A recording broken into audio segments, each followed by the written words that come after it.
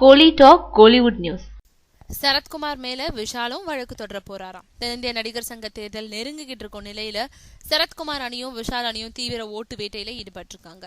இந்த நிலையில தான் ஊழல் செஞ்சிருக்கிறதா பொய்யான பிரச்சாரம் செஞ்சு ஆதாரம் இல்லாத அவதூறுகளை நடிகர் விஷால் பரப்பி விட்டுட்டு இருக்கிறதா அவர் மேல சென்னை எழும்பூர் நீதிமன்றத்துல அவதூறு கிரிமினல் வழக்கு தொடர்ந்திருக்காரு சரத்குமார். இந்த கிரிமினல் வழக்கு பத்தி விஷால் பதில் அளிக்கும் போது நடிகர் சங்க கட்டிடம் அதுல உறுப்பினர்களா இருக்கிறவங்க கிட்ட அனுமதி கேட்காமலேயே இடிக்கப்பட்டிருக்கு. அதோடு சில வருடங்களா வருமான வரியே கட்டல. இது மாதிரி பல குற்றங்கள் நடந்திருக்கு. இப்போ அவர் மீது நான் அவதூறு பரப்புறதா என் மேல வழக்கு தொடர்ந்திருக்காரு.